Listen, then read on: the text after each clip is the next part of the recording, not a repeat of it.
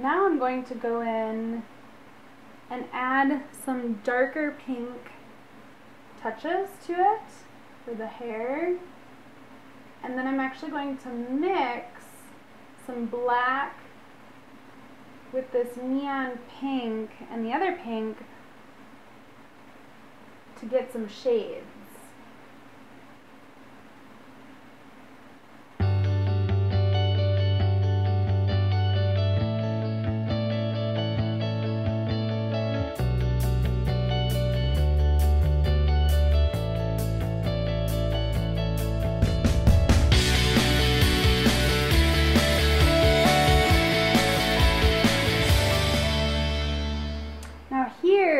This is where I'm going to have some fun with the sky and with the ground and incorporating some non-traditional colors that you typically wouldn't think right away.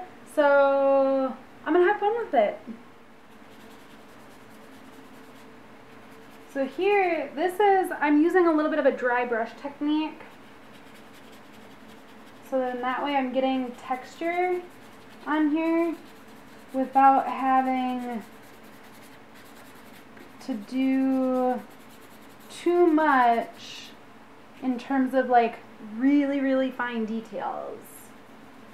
And I'm just trying to get a nice little base across all of this. And I'm considering this a little bit to be my base painting for this. Okay. And then I can start adding in some more details. So might toss in some oranges. Maybe get that along that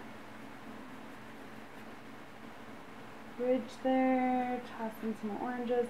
I am going to continue these into the rest of the ground a little bit,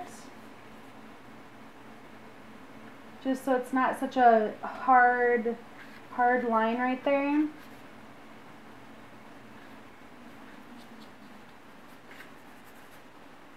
But I really like to work loose. I like the energy of seeing those brush strokes. So I'm incorporating that into this. Here I'm starting to pop in some greens. If it looks like it's too much, I might just drag it around with my finger so it actually becomes a little bit more translucent.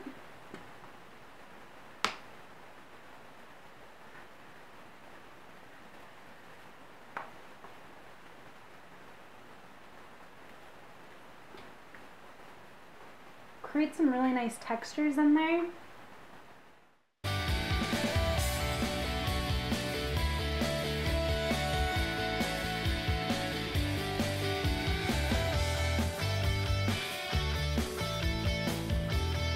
And for all you art wizards, complementary. Red and green. I don't know why I really like those together. Sometimes I think of Christmas, but most of the time I just think of complementary colors.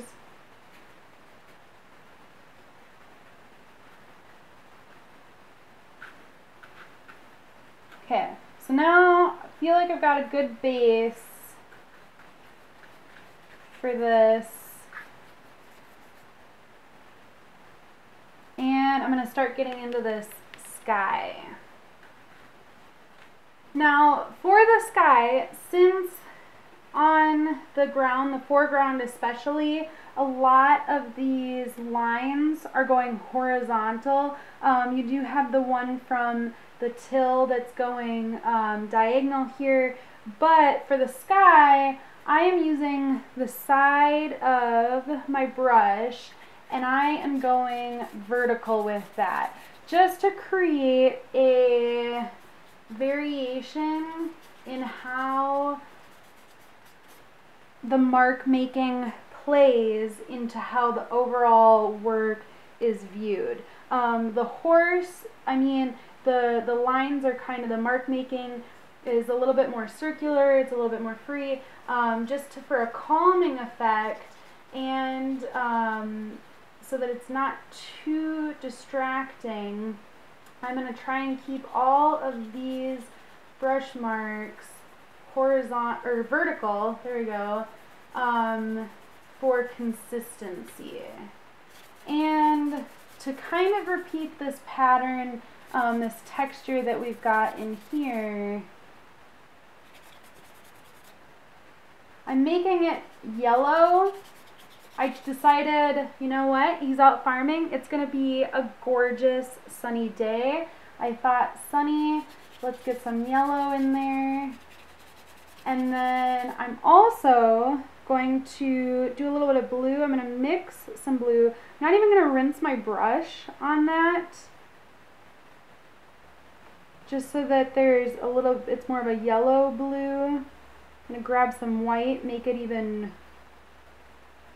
a little bit more of a brighter blue, and I'm going to keep doing those same brush strokes for how I did the yellow. I'm going to make it a little bit more blue on top. Just as an introductory to the large paintings aren't so scary, I'm going to start adding in some highlight.